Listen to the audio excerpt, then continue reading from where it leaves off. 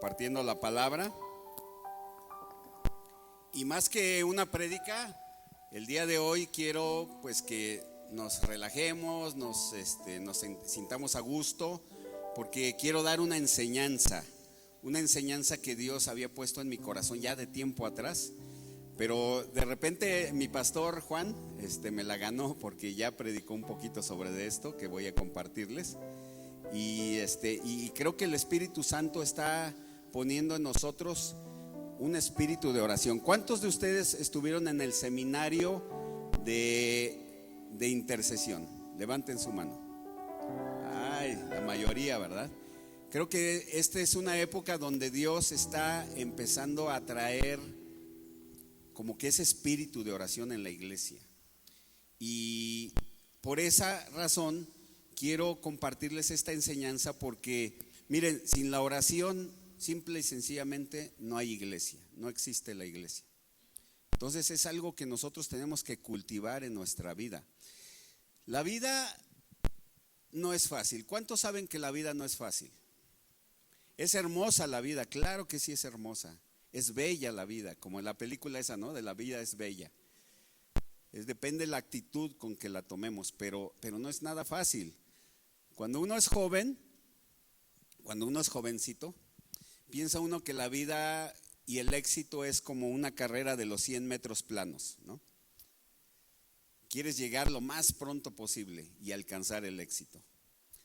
Pero conforme va pasando el tiempo y va pasando nuestra edad, nos vamos dando cuenta que en realidad no era una carrera de los 100 metros planos, sino es una maratón.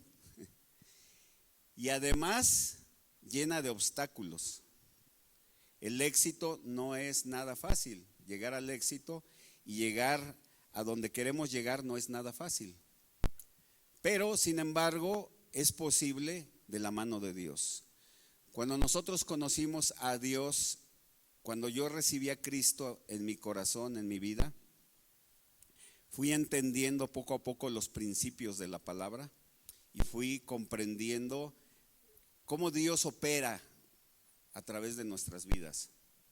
Entonces me di cuenta que yo tenía que buscar su rostro y tenía que orar a Él. Pero la oración no es nada fácil, no es algo fácil, no es algo que tú te salga y que ya puedas orar. Orar es platicar con Dios. Entonces yo quiero enseñarles el día de hoy una manera muy práctica de cómo Jesús nos enseñó a orar. Miren, Meli decía que la semana pasada que las rutinas son de Dios, o sea, no son malas las rutinas, ¿sí? Pero siempre y cuando las rutinas sean correctas. Nosotros tenemos que aprender a ser estrategas en nuestra vida, las estrategias de Dios. Porque miren, la estrategia que nosotros llevemos a cabo es la diferencia entre la vida y la muerte, ¿sí? Así literal. La estrategia y las decisiones que tú tomes en la vida es la diferencia entre la vida y la muerte. Y les voy a relatar una historia verídica que sucedió en 1911 acerca de dos equipos, uno noruego y otro inglés, que se lanzaron a la conquista del Polo Sur, a la Antártida. Como sabemos, la Antártida es un lugar que es el sitio más frío sobre la faz de la Tierra. Allí se han alcanzado temperaturas récord de menos 80 grados. Imagínense lo que son menos 80 grados. Si aquí estamos a 4 grados y no aguantamos el frío, ¿verdad? Menos 80 grados es algo que puede congelar a cualquiera. Pero se lanzaron a la aventura estos dos equipos. Y por favor pongan la imagen. Les voy a leer este relato breve. Dice así: en 1911, dos equipos de exploradores batallaron contra la intemperie de la Antártida en una carrera para convertirse en los primeros seres humanos en llegar al Polo Sur. Robert Falcon Scott de Gran Bretaña y Roald Amundsen de Noruega dirigían sus respectivos equipos, buscando cada uno el honor de plantar la bandera de su nación a 90 grados al sur, o sea, en medio de la Antártida. La caminata de 3 meses en condiciones árticas resultó ser un reto increíble, tanto física como psicológicamente. Los equipos lucharon contra el viento glacial, la congelación, las escasas raciones y el agotamiento mientras cruzaban una expansión blanca al parecer interminable. No solo competían entre sí, sino que también estaban en guerra con los elementos brutales e implacables. Regresar vivos sería un logro extraordinario. En Great by Choice, Grandes por elección, Jim Collins contrastó las estrategias de los dos equipos. Fíjense, fueron dos estrategias que cada equipo, los ingleses y los noruegos, implementaron para lograr esta hazaña. Dice,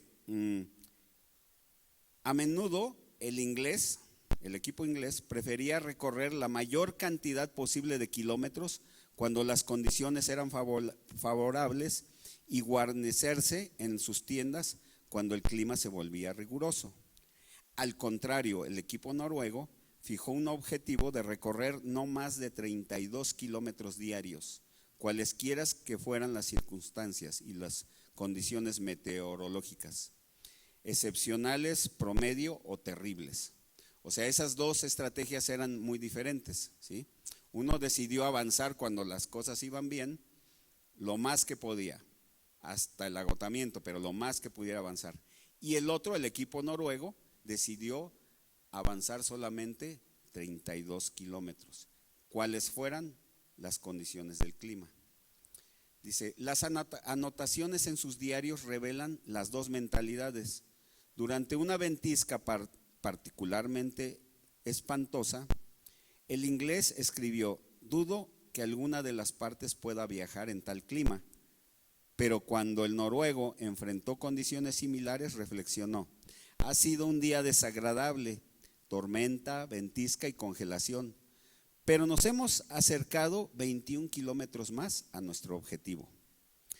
Al cubrir tantos kilómetros como fuera posible en los días que el clima era más cooperativo, a menudo el inglés llevaba a su equipo al agotamiento.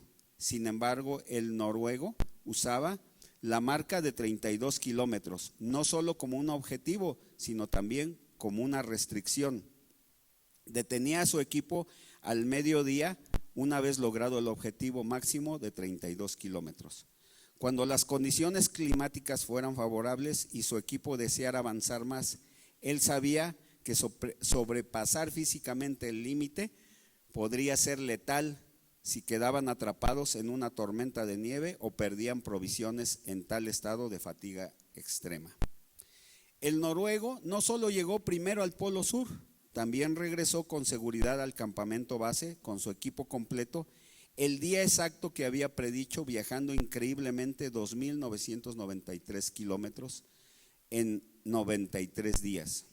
Sin embargo, el equipo inglés llegó al Polo Sur para descubrir la bandera de Noruega ya plantada allí por Amundsen, o sea, el noruego.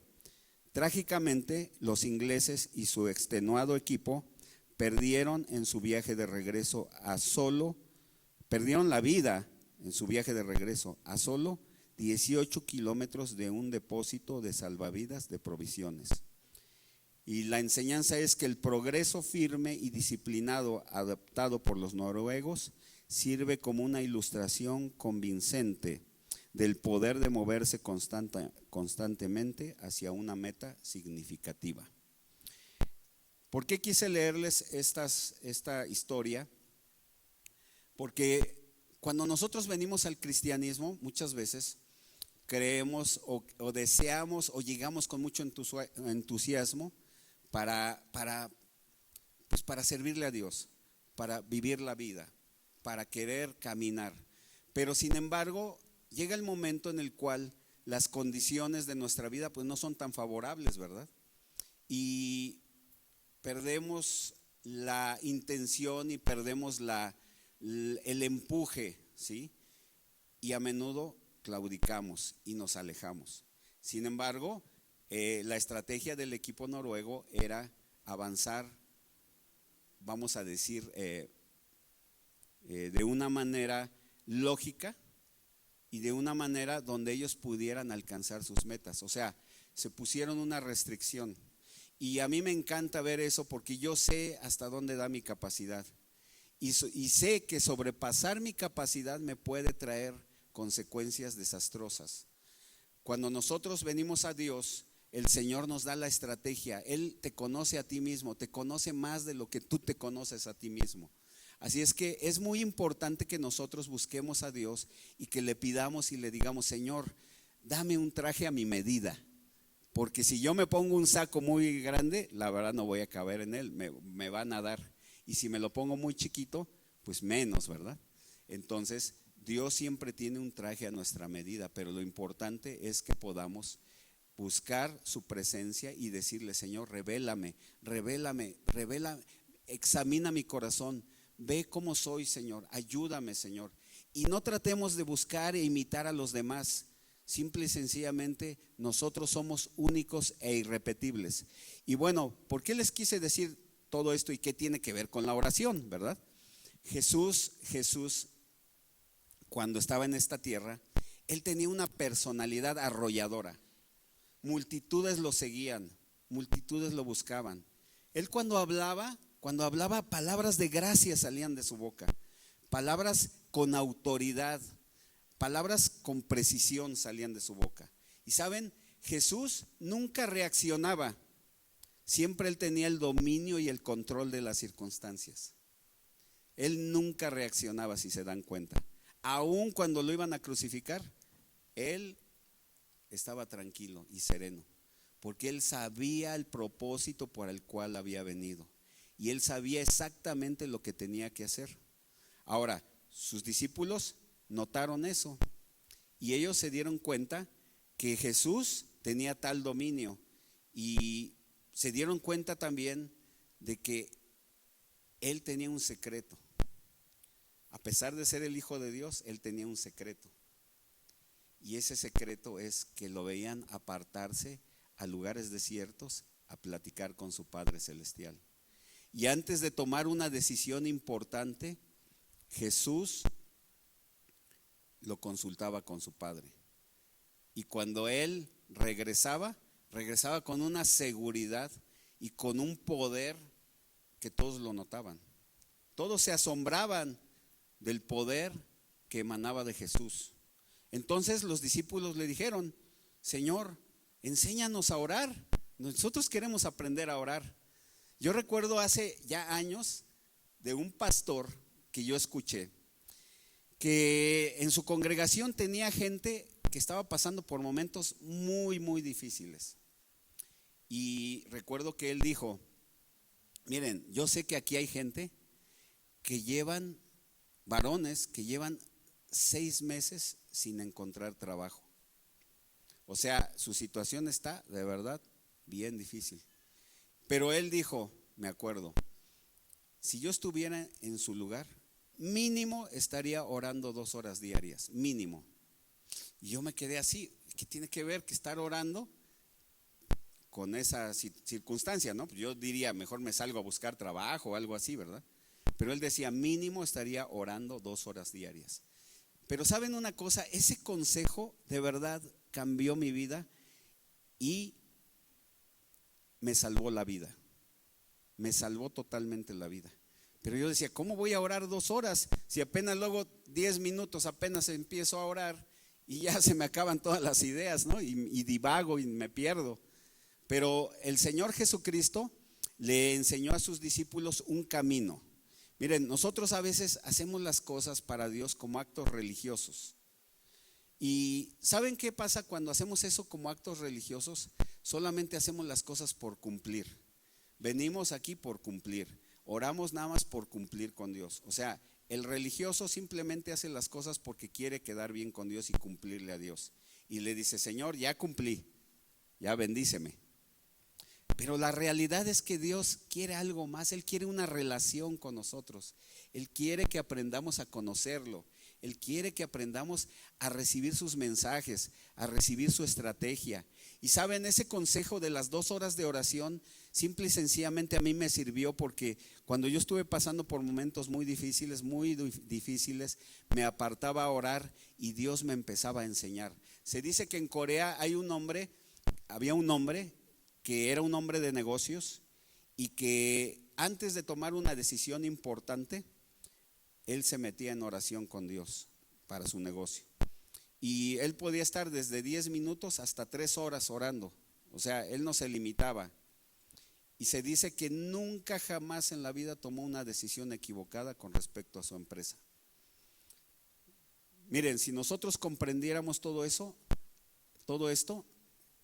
como empresarios pagaríamos millones de dólares por un consejero como el Espíritu Santo. Porque Él sabe y conoce todo lo que está a nuestro alrededor. Y Él no está limitado a nada, así es que tenemos que buscar. Pero bueno, voy a leerles a ustedes esta travesía. Esta travesía la vamos a tomar como un camino, porque Jesús, cuando sus discípulos le preguntaban: ¿cómo debo de orar, Señor? Jesús le dijo así. Le dijo: cuando ores, no seas como los hipócritas, porque ellos aman el orar de pie en las sinagogas y en las esquinas de las calles para ser vistos por los hombres. De cierto os digo que ya tienen su recompensa. Eso está en Mateo 6:5. Dice así.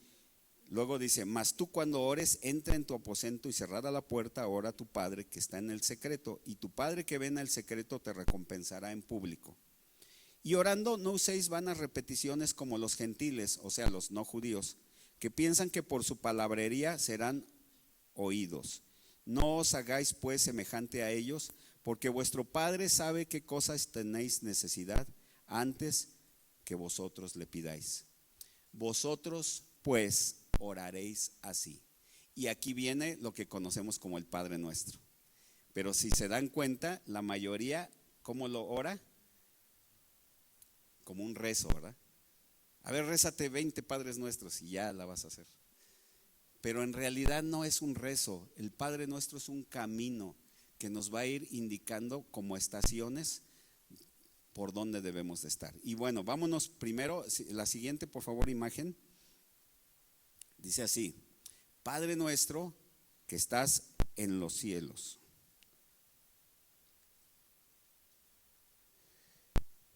¿Saben una cosa? Cuando Jesús habla acerca del Padre, para él, lo más importante en la vida, lo más importante en su ministerio y lo más importante cuando vino a esta tierra para él, era su Padre celestial. ¿Saben? Él decía: yo no vine a hacer la voluntad mía, sino la voluntad de mi Padre. Y para él lo más importante era su Padre. Y por eso quiero que nosotros tengamos en mente eso antes de orar, que tenemos que orar al Padre, porque Jesús nos enseñó que Dios era un Padre para nosotros. Ahora, la siguiente por favor. ¿Qué es lo que nos provee un padre? Un padre nos provee o nos debería de proveer. Yo sé que algunos de nosotros no tuvimos un padre así como el modelo ideal, ¿verdad? De padre, pero tenemos un Padre en los cielos, un Padre celestial, el cual sí es el modelo de un Padre perfecto. Y un Padre nos provee, primero que todo, identidad. Cuando nosotros decimos: ¿cómo te apellidas? Pues yo me apellido Hernández, yo soy de la familia Hernández. Pues es el apellido de mi padre, ¿no? Nos sentimos identificados con una identidad, ¿sí? Y el Padre, eso es lo que nos provee. También nos provee instrucción. Un padre debería de proveer instrucción a sus hijos, ¿verdad? Cuando nosotros estamos pequeños, dice la Biblia, enseña al niño su camino, y aun cuando fuere viejo, no se apartará de él. Un padre también nos provee visión. Por eso es bien importante, porque nos da una dirección por donde podemos nosotros seguir. La Biblia dice que como saetas en las manos del valiente, así son los hijos habidos en la juventud, que los podemos dirigir hacia donde ellos quieran ir en su meta. También nuestro Padre nos da provisión cuando tenemos, pues obviamente, ¿no? Obviamente, o sea, un padre nos da todo lo que necesitamos: comida, vestido, educación, etcétera. Eso es lo que un padre debe de dar. También nos brinda protección el padre. Y por último, nosotros nos sentimos seguros, ¿verdad? Cuando nuestro papá está presente. ¿Cómo nos sentimos cuando nuestro papá está presente? Que todo lo podemos. Ahora, si tú de alguna manera no tuviste un padre físico, quiero decirte que tú tienes un padre, o sea, mi papi es dueño del universo, ¿ves? Mi papá es dueño de todas las cosas y mi papá me puede proveer todo lo que necesito, ¿sí? Así es que tienes que tener esa identidad de un padre en tu vida a través de Dios. Ahora, vámonos a la siguiente estación del camino, para que se nos vaya despejando ese camino. Dice así: venga tu reino y hágase tu voluntad. Perdón. Santificado sea tu nombre. Ya me estoy yendo muy rápido. Santificado sea tu nombre. Es que de verdad el tiempo aquí es muy limitado y tenemos que abarcar tanto que quisiera yo enseñarles, pero tenemos limitación. Entonces, santificado sea tu nombre, dice así. En medio de toda la oscuridad, en medio de toda la corrupción, en medio de todo lo que vivimos en esta tierra, qué bueno que podemos tener un Dios santo, un Dios que verdaderamente es puro, es santo. Y miren, nosotros podemos saber y conocer a Dios y su personalidad acerca de sus nombres. Nosotros lo entendemos y nos es revelado el nombre de Dios por medio de los israelitas, de los hebreos, que fue a los que se les reveló la presencia de Dios. Y los israelitas le pusieron nombre a Dios en un principio, ¿sí? Y yo quisiera que pusieran la siguiente diapositiva, por favor. ¿Cómo lo conocían a Dios los israelitas? Lo conocían como Adonai. Son nombres hebreos, miren. Y Adonai es el Dios del universo y de la creación. Esto, muchos ateos y muchos agnósticos y todo eso van a decir: no, pues es que somos producto de la evolución, somos producto de la casualidad, ¿verdad? Pero si nosotros vemos la creación, déjenme decirles, ustedes vean los ecosistemas, vean las aves tan hermosas que hay, los insectos, todo cómo funciona este planeta Tierra. Y es un laboratorio gigantesco de las maravillas de Dios. Que yo les quiero decir que para los que no creen en Dios, miren, imagínate si tú ves una obra literaria y no crees en la existencia de un autor. Es como si tú tomaras 1,000,000 de letritas y las aventaras al cielo y de momento dejaras que después de la evolución y de millones de años que pasaran, se volvieran a conjuntar esas letritas y escribieran el Quijote de la Mancha, por ejemplo. O que se escribiera la Ilíada de Homero, o la misma Biblia, que a través de millones de años y se juntara y se creara una obra literaria. Pues lo mismo piensan los evolucionistas, ¿no? O sea, tan absurdo como decir que una creación no tiene un autor, un creador, ¿sí? Nosotros sabemos que Dios es Dios de la creación por todas las maravillas, hasta nosotros mismos, nuestro cuerpo humano, cómo funciona, todo eso. Hay un creador, hay una realidad de un creador. Así es que Adonai es el Dios del universo. También uno de sus nombres es Elohim, que quiere decir único, Dios único y de majestad. También El Shaddai, que quiere decir el Dios todopoderoso.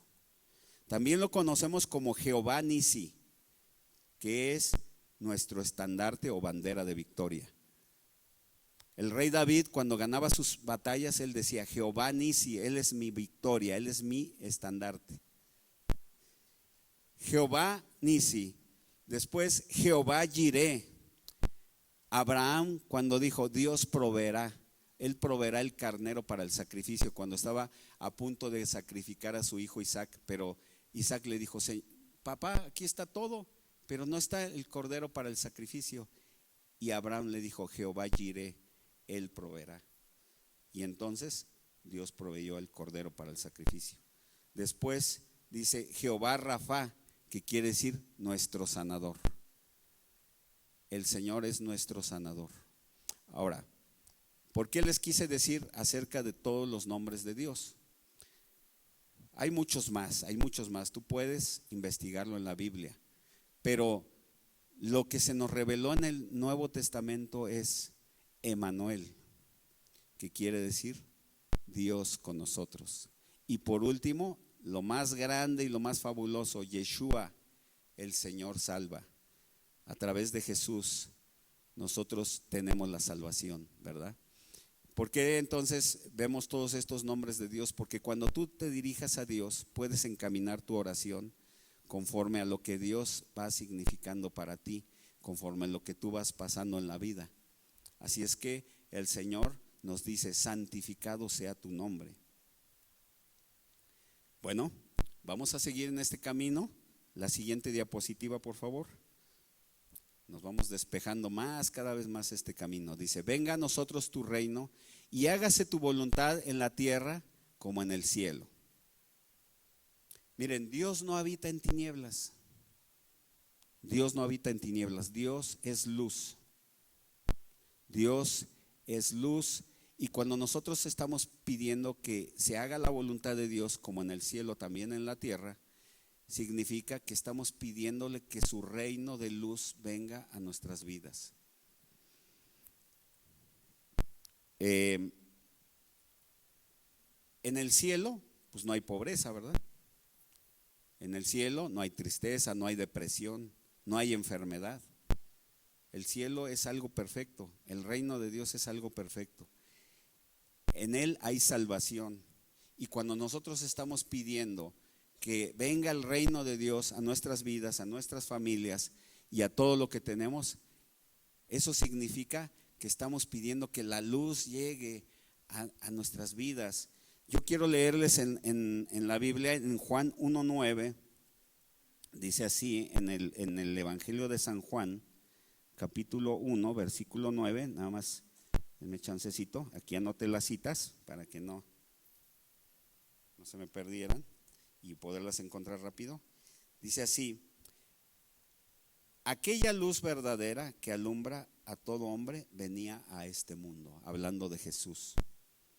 También Mateo 4:16 al 18, dice así: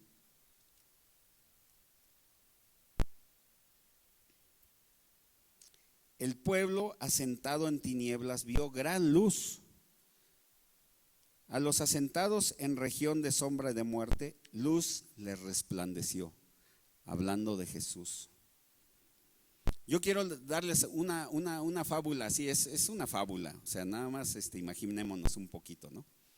Esta fábula se las he contado en nuestro grupo de amistad.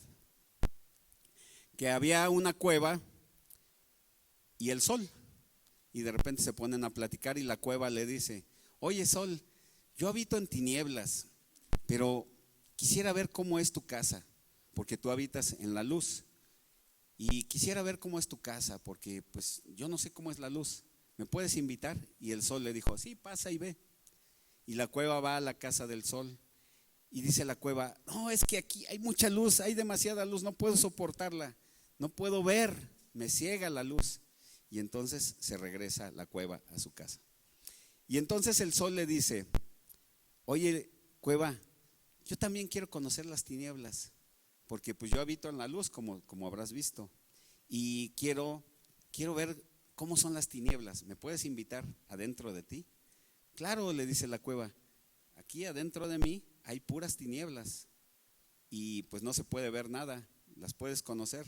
Y entonces el sol se mete a la cueva, y cuando entra a la cueva busca el sol y dice: ¿y dónde están las tinieblas? ¿Por qué les quise decir esta fábula? Porque dice en Juan, en el Evangelio de Juan, capítulo 1, versículo 5, Dice: la luz en las tinieblas resplandece y las tinieblas no prevalecieron contra ella. Así es que cuando nosotros estamos pidiendo que el reino de Dios venga y que se haga su voluntad en la tierra como en el cielo, tenemos que pedirle: Señor, haz tu voluntad en mi vida para que mis tinieblas sean removidas. Señor, haz tu voluntad y venga tu reino. Si gustan poner la siguiente, por favor. Venga tu reino y hágase tu voluntad sobre mi familia, sobre mi ciudad, sobre mi país, sobre mi trabajo y en el mundo entero. Imagínense cuánto tiempo ya llevarás orando, nada más tan solo con este punto. Cuando estás orando por tu familia, y te pido por mi tía Chona y por mi tío Apólito, por favor, porque andan bien mal. Mi tío ya sabes que es bien borracho y pues yo quiero que tu reino se establezca en él, ¿no? Y en mi tía Apolonia, porque fíjate que mi tía pues siempre está quejándose y con sus achaques, etcétera. Tú estás pidiendo que el reino de Dios venga a la vida de cada uno de tus seres queridos y de cada una de las cosas que tú haces y de tu país. ¿Y sabes qué? La luz va a entrar allí y va a decir: ¿y dónde están las tinieblas? Cuando el reino de Dios se establezca. ¿Ok? Pero también nosotros tenemos que pedirle que Dios ilumine nuestro entendimiento y nos dé la sabiduría para poder hacer su voluntad también. Porque si nosotros andamos en tinieblas, ¿cómo queremos que la luz se establezca también en nuestras vidas y en nuestras familias, verdad? Vamos al siguiente punto, cuando Dios nos habla acerca del pan nuestro de cada día, dánoslo hoy. Pueden ponerla, ok. El pan de cada día, nuestro pan de cada día, dánoslo hoy. Miren, no hay nada de malo pedir por nuestras necesidades materiales. No hay nada de malo. A veces la gente piensa, qué bueno que la pusieron, piensa que ¿cómo voy a molestar a Dios con mis cositas? ¿Verdad? Esa mentalidad de pobreza y de miseria, o sea, que nos han inculcado desde siglos en nuestro país, en nuestra nación y en nuestros países latinoamericanos, es un error muy grande, porque Dios, claro que se interesa por todas nuestras necesidades. Quiero decirles que en Filipenses 4, del 6 al 7, dice así: por nada estéis afanosos, o sea, preocupados, sino sean conocidas vuestras peticiones delante de Dios en toda oración y ruego, con acción de gracias, y la paz de Dios, que sobrepasa todo entendimiento, guardará vuestros corazones y vuestros pensamientos en Cristo Jesús. Cuando tengas problemas financieros, situaciones, tú tienes que aprender a pedirle a Dios por esas cosas también. Ahora, yo quiero decirles que a veces no recibimos, dice la palabra de Dios, porque pedimos mal. Pero en primer lugar, nos va bien y nos alejamos de Dios. O empezamos a ganar y dice, piden mal, dice la palabra de Dios, porque piden para sus deleites, piden para la carne, ¿verdad? No para un propósito bien, o sea, un propósito de Dios.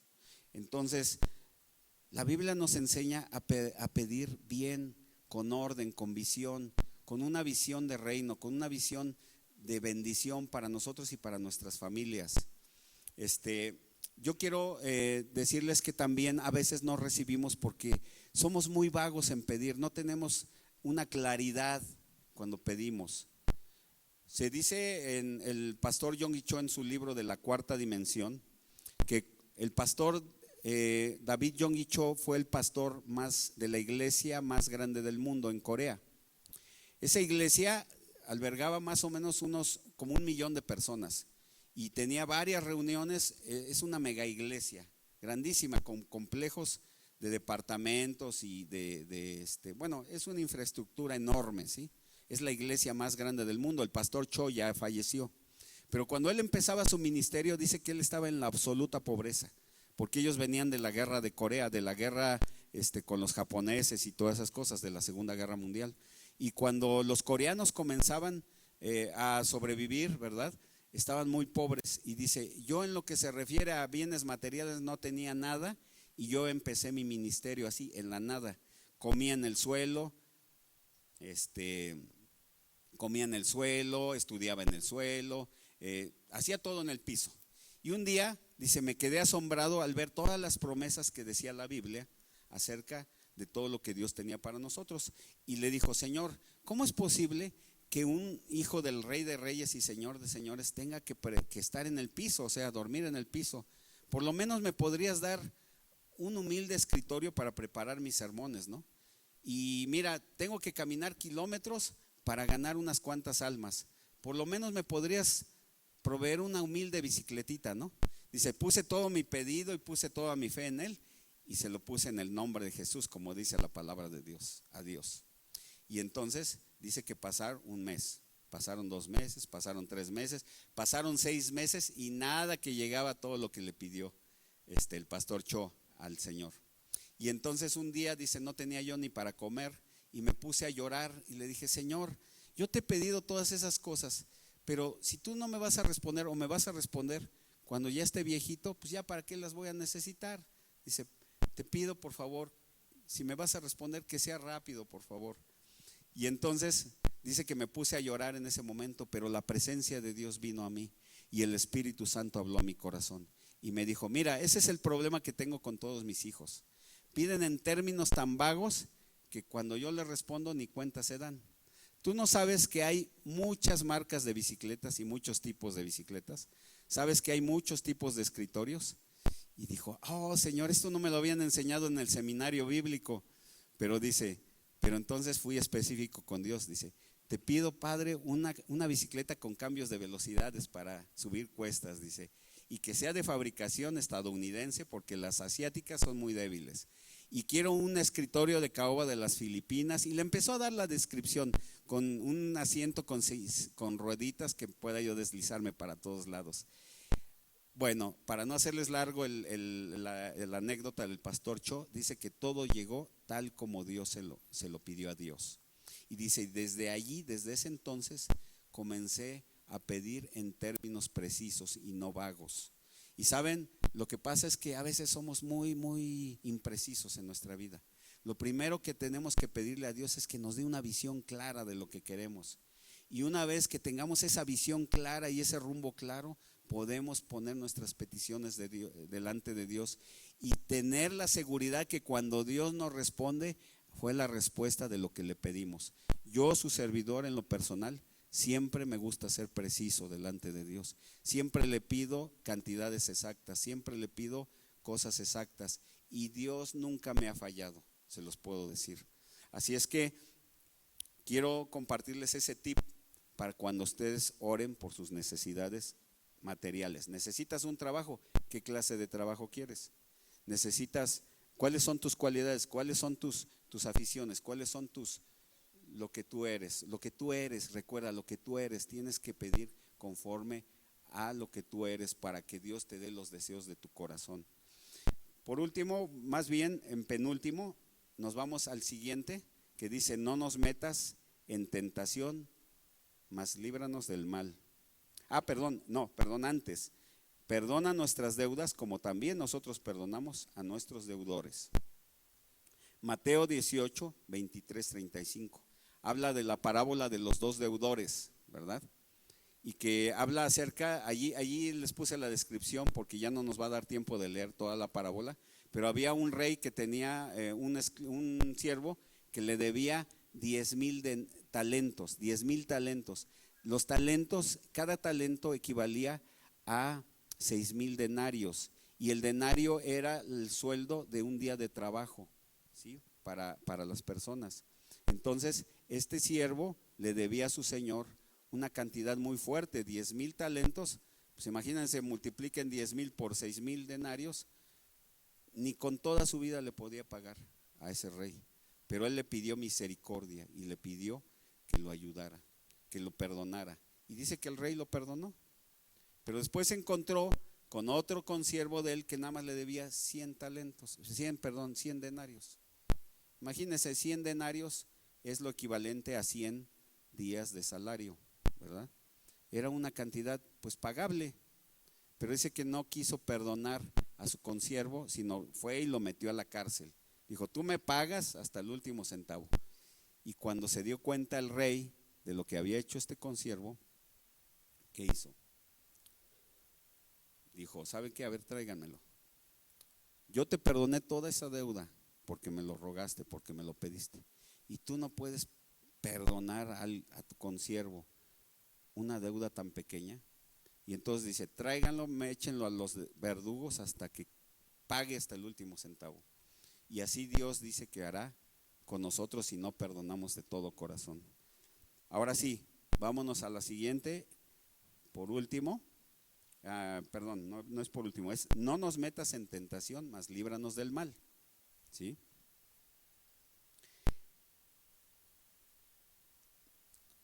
Vamos a la siguiente. Debemos tomar en cuenta que la caída en la tentación trae consecuencias a nuestra vida y le da derecho legal al enemigo para oprimirnos, acusarnos delante de Dios. Si nosotros caemos en la tentación y nos seguimos de filo en el pecado, eso le abre una puerta al enemigo para podernos oprimir y para podernos dañar en nuestras vidas. Así es que tenemos que tener mucho cuidado. Por eso ahí dice, no nos metas en tentación. Ahora, no es que Dios nos meta en tentación, sino que Santiago 1:14 dice así, que cada uno es tentado cuando de su propia concupiscencia, o sea, su propio deseo, es atraído y seducido. Entonces, la concupiscencia, después de que ha concebido, da luz al pecado, y el pecado, siendo consumado, da luz a la muerte espiritual.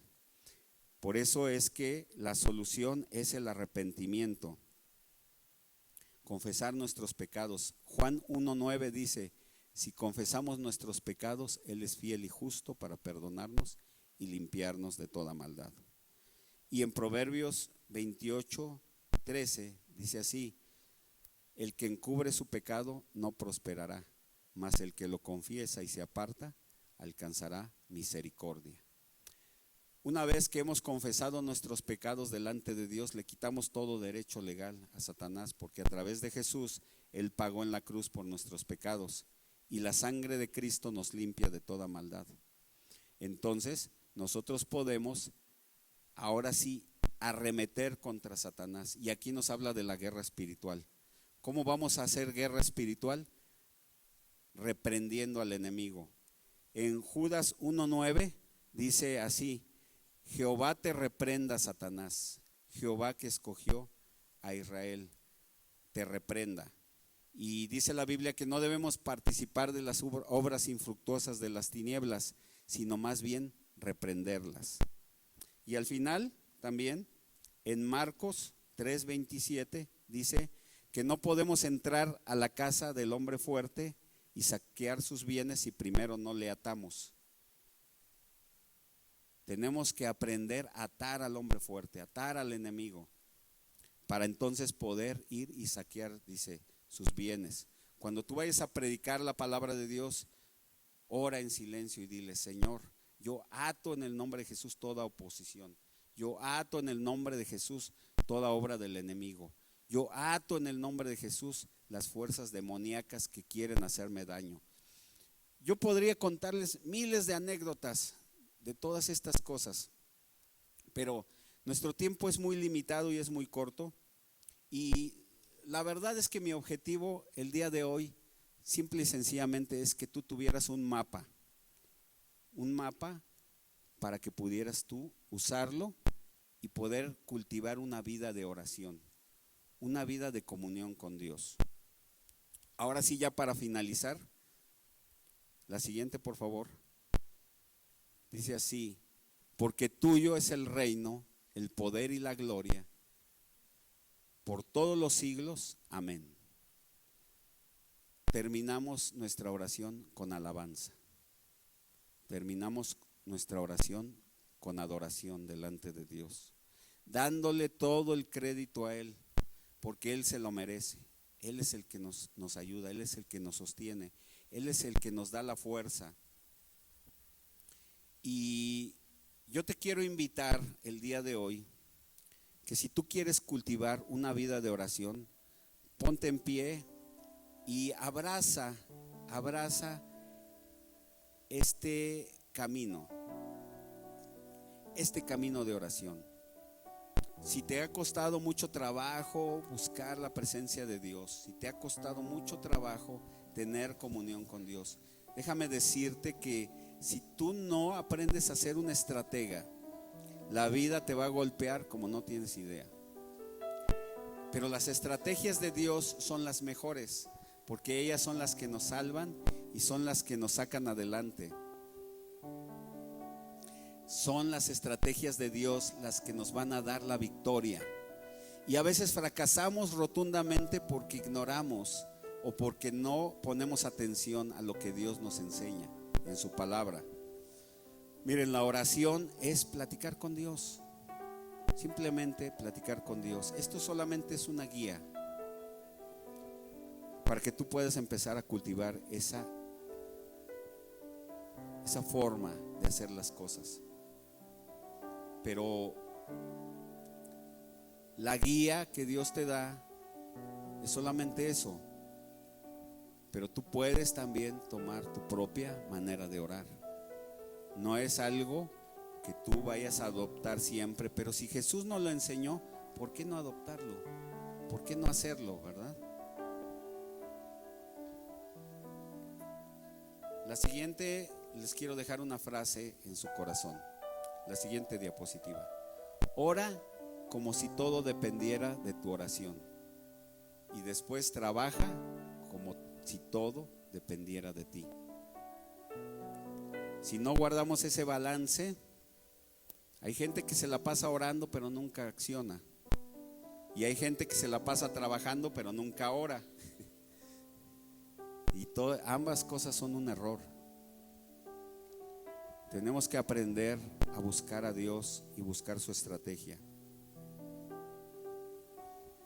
Y por último, pongan la última por favor. Deja que Dios te hable. ¿Y cómo Dios te va a hablar?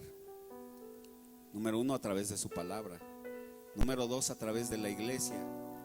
Número 3, a través de las circunstancias. Y también Dios te puede hablar a través de sueños y visiones. Así es que vamos a orar en este momento.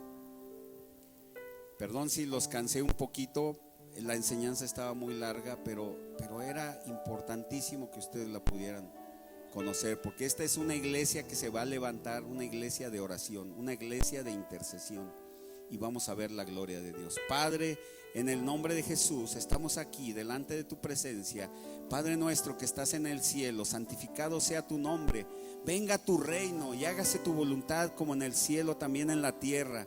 Nuestro pan de cada día, dánoslo hoy, Señor. Perdona nuestras deudas como nosotros también perdonamos a nuestros deudores. No nos metas en tentación, mas líbranos del mal, porque tuyo es el reino, tuyo el poder y tuya la gloria por los siglos de los siglos. Esta oración, este modelo de oración, tú nos lo has enseñado, Señor, el día de hoy. Y yo espero, Padre, que tu iglesia, Señor, adopte este tiempo, Señor, para que podamos nosotros ser victoriosos, ser guiados, ser confrontados, ser llevados, Señor, a más, Señor, en nuestra vida, Padre, en el nombre de Jesús, mi Señor, en el nombre de Jesús. Muchas gracias, Señor, gracias por tu palabra y gracias por lo que tú haces por nosotros hoy, en el nombre de Jesús. Amén y amén. Muy bien, Dios les bendiga. Espero que les haya servido esta enseñanza.